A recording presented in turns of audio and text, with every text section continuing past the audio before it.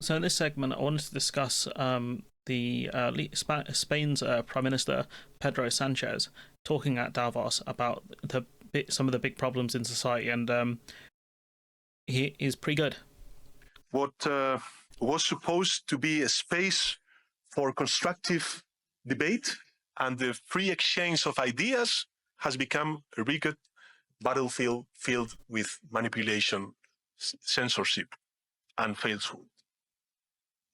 And let's be clear, this didn't happen by mistake.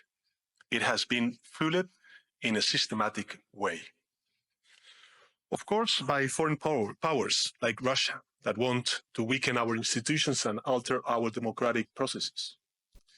By anti-system political forces that want to bring chaos to our societies and use it to seize power like fascists did in the past.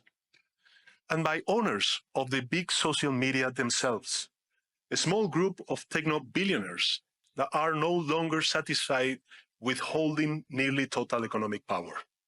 This is true. I think the tech space has slowly kind of become like the newspaper barons, where by controlling certain bits of information, you do have a strong control over society through censorship. You can cut bits of information out and things like that, and you can manipulate the public very easily via algorithms, which we have seen over the last couple of years, especially with Elon Musk taking charge of Twitter. We've got Facebook getting rid of fact checkers and them looking to move to a community notes-based system, which right now for Twitter I don't think is working. It's quite broken. So I think he's right there about the tech billionaires, and I think this is kind of the new era of the press baron, where they're not directly putting out the stories and the information, but they are controlling the information and what gets out, which is more dangerous because it's the illusion of freedom that is worse than knowing you don't have freedom, if that makes sense. Now they also want political power in a way that is undermining our democratic institutions. And they don't even hide this goal. For instance, Peter Thiel, co-founder of PayPal and one of their leading ideologies, openly admitted in an interview that techno-billionaires want to overthrow democracy because, and I quote, they have stopped believing that freedom and democracy are compatible. And we should wonder, the freedom of whom exactly?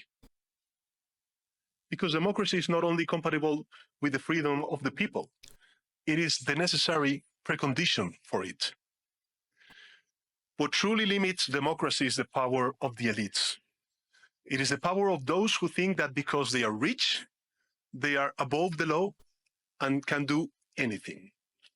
That is why, my friends, that is why the tech billionaires want to overthrow democracy. Yeah, because they know dictators are potentially easier to control. And one of the things which people need to understand is when you control the vast majority of the money and the information, despite that, people can still turn on you because they know something's wrong. They feel it.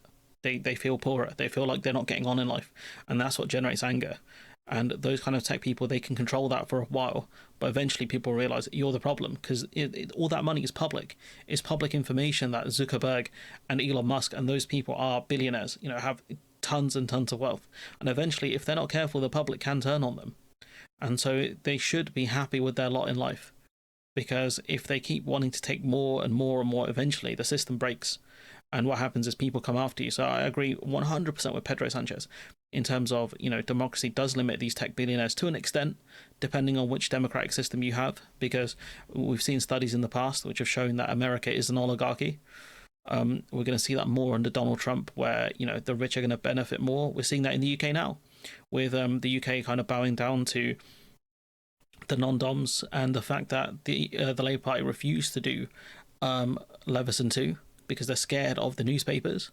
But eventually they'll be scared of Twitter and Facebook as well, terrified of them, because they know that those algorithms, because they're not being made public, can be used to manipulate people. Now, I'm glad the EU are going after Twitter in terms of looking at the algorithm, because there is a German election coming up, and it is going to be very, very scary for the kind of the liberals, I think, predominantly, and the left in Germany, because the AfD party are no joke, absolutely no joke. And so, yeah, there needs to be more control over the algorithms and actually see what kind of things boost you in the algorithm. That'll be a key question. I'd love to see it from all of them, from YouTube, from Twitter, from Facebook. All of the major social media platforms should have to make these things public so that people can actually understand how they work. Because Facebook, I believe their algorithm works on engagement. So even if you post something that's just abhorrent, the more people that reply to it, the more boosts it gets, and the more people see it. And so Facebook will actively push those kind of bad actors, those bad messages, because it gets engagement. And I don't think that's a good system to have. But anyways, I'm going to leave it there. Let me know what you think in the comments below. Like, comment, share, subscribe, support the channel on Patreon if you can, and hopefully I'll see you in the next one.